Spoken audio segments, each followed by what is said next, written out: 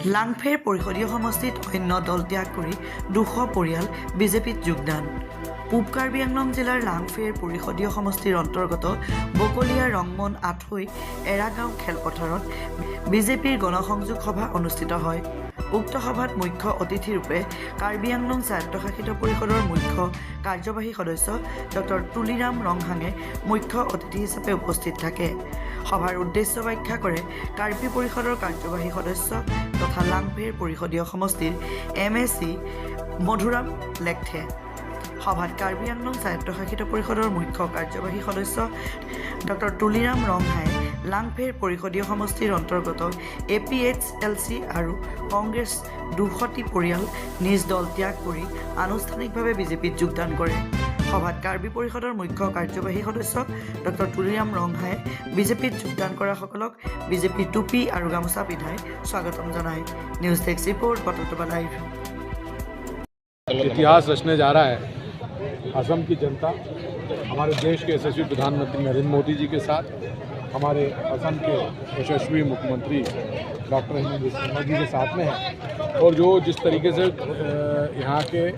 मतदाताओं में उत्साह और जोश दिख रहा है, जो सरकार की योजनाएं हैं, प्रधानमंत्री नरेंद्र मोदी जी की योजनाएं हैं, हेमंत बिस्वा जी की योजनाएं हैं, और जो असम ने पूरे देश में मॉडल स्थापित किया है कि बगैर किसी घोटाले के, बगैर किसी भ्रष्टाचार के गरीबों के घर तक शासन की योजना पहुंचानी है, तो उस मॉडल में असम की जनता भारतीय जनता पार्टी के साथ है। कार्बी आंगलौं में पाँच विधानसभा सीट है। आप एक प्रभारी के तौर पर आप किस तरह देख रहे हैं? मुझे प्रभार जो मिला है दीपू संसदीय क्षेत्र का मिला है, और मैं लगातार इन जगह पहुंच रहा हूं। मुझे पूर्ण विश्वास है कि 6 की 6 सीट, अभी क्योंकि एक नई सीट इस बार परिसीमन में बनी है, पहले 5 सीट थी, तो इस बार 6 की 6 सीट भारतीय जनता पार्टी भारी बहुमतों के साथ विजय हासिल कर जा रहे हैं। और अभी असम की जनता ने देख ली कि कांग्रेस के जो प्रदेश अध्यक्ष हैं, जो अपने आप को मुख्यमंत्री के रूप में जनता के बीच में जाके बता रहे हैं, उनका पाकिस्तान का कनेक्शन निकल के आया है। और अभी से आप देखिए असम की जनता ने तय कर लिया कि अपने किसी ऐसे किसी व्यक्ति को वो वोट नहीं देंगे जिसका पाकिस्तान का कनेक्शन हो। यहाँ पे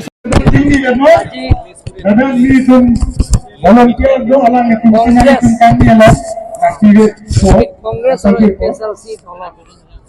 प्राय 200 পৰিয়াল নাজানো ঘৰ হিচাপে 200 তেওঁলোকৰ কংগ্ৰেছ আৰু APHLC দলৰ পৰা ত্যাগ কৰি আমাৰ দলত যোগদান কৰা হৈছে। এনেধৰণৰ কাৰ্যসূচী আপোনালোকে দেখা পাইছে। ৰাতিপুৱা 3টা বজাৰ পৰা যোগদান কাৰ্যসূচীটো আছে। মই আহোঁতেও কেইজনমান আমাৰ ভাৰতীয় জনতা পাৰ্টি সভা লিডাৰ্ছবিলাক তাক থৈ আহিছোঁ। তাত ভাষণ দি আছে। প্ৰত্যেক দিন 20 বাৰ 30 বাৰৰ যোগদান কাৰ্যসূচী আছে।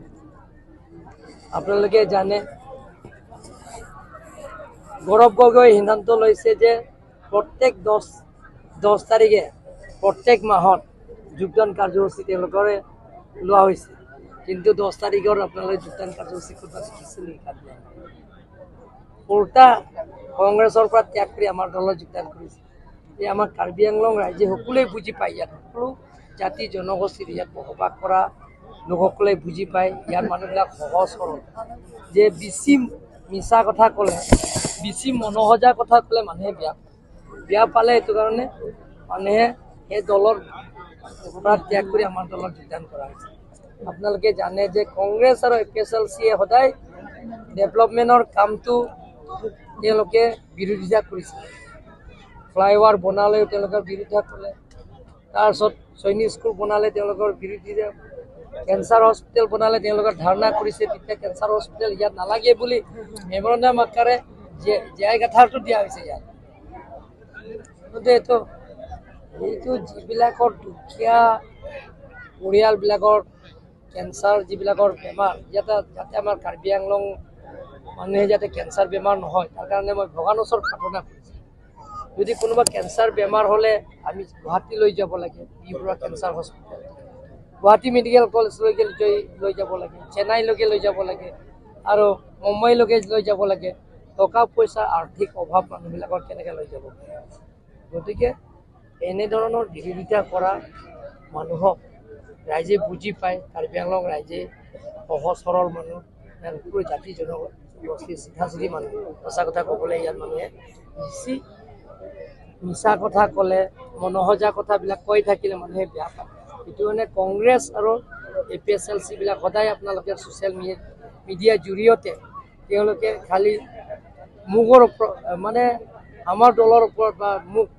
সদায় সমালোচনা কৰে আৰু তেওঁলোকে অপপ্ৰচাৰ কৰে মনোহজা কথাবিলাক কয় গতিকে প্ৰত্যেক দিনে যিমানখিনি তেওঁলোকে মনোহজা কথাবিলাক ক'ব দিনে দিনে ভাৰতীয় জনতা পাৰ্টি যোগদান কৰি আছে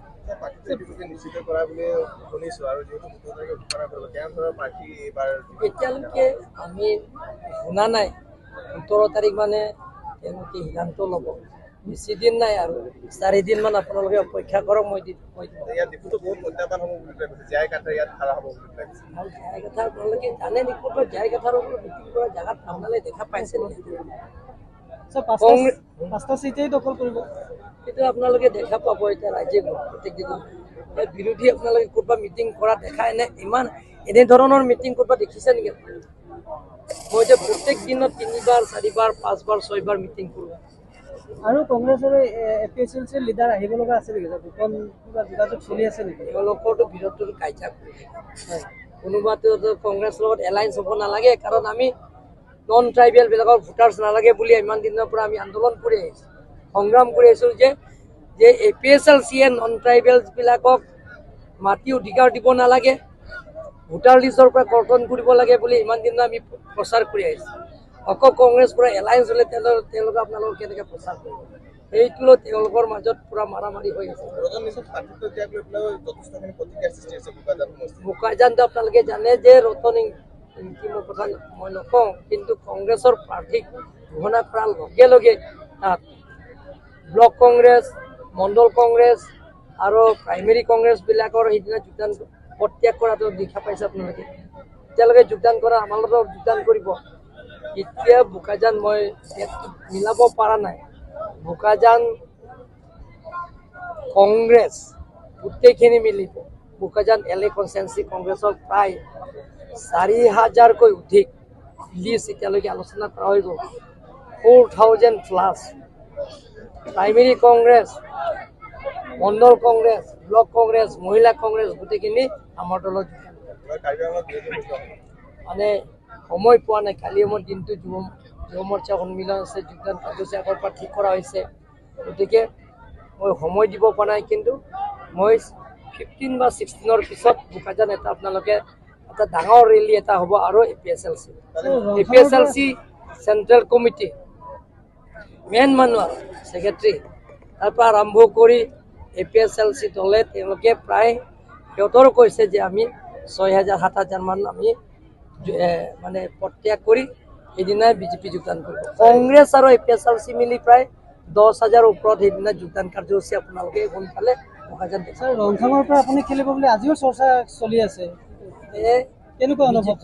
বিজেপিটো হ'ল মানে মই খেলিম বুলি খেলিম মই CM হ'ম বুলি হ'ব নোৱাৰোঁ মোক যদি কালি যদি কয় তুমি বিজেপি সাধাৰণ কৰ্মী এটা হ'ব লাগে সেইটোও মই গোটেই হাইকমাণ্ড যি ডিচিশ্যন হ'ব এইটো মতে মই ইতিমধ্যে কিয়নো কালি দিনটো যিটো মুখ্যমন্ত্ৰী আহিছে APSLC কিছু যি নেতা ইয়াত প্ৰতিবাদ কৰি থকা দেখা পোৱা গৈছে তেওঁলোকৰতো খালি প্ৰতিবাদ কৰিলে তেওঁলোকৰ কিবা পাব নেকি আৰু তেওঁলোকৰ প্ৰতিবাদ কৰিলে যে কামবিলাক নহ'ব সেইটো নহয় যিমান প্ৰতিবাদ হ'ব ৰাইজৰ কাৰণে কাম কৰিব যিমানে প্ৰতিবাদ কৰিব যিমানে ৰাস্তা বনাই থাকে যিমানখিনি প্ৰতিবাদ কৰিব অকল ফ্লাইঅভাৰ বনাই থাকে উচুকাই ছাৰ কালিও ধৰ্ণা কাৰ্যসূচী ৰূপায়ণ কৰিছে নগৰ কমিটিসমূহ ৬৬ কোটি টকাৰ কেলেংকাৰী এটা হৈছে তেওঁলোকক প্ৰমাণ দিব লাগিব প্ৰমাণে দিব লাগে মনোহজা কথাবিলাক কিয় মইতো কংগ্ৰেছত তেওঁলোকৰ সদায় অপপ্ৰচাৰ কৰে যে কেতিয়াবা 1,000 কোটি টকা 2,000 কোটি টকা 5,000 কোটি টকা 100 কোটি টকা 200 কোটি টকা কেলেংকাৰী প্ৰমাণটো দিব লাগে যিটো মনত খোজা কথাবিলাক কি কৈছে এইটো কাৰণে প্ৰমাণ দিব লাগিব তেওঁলোকৰ পেপাৰৰ নহয় প্ৰমাণটো দিব লাগে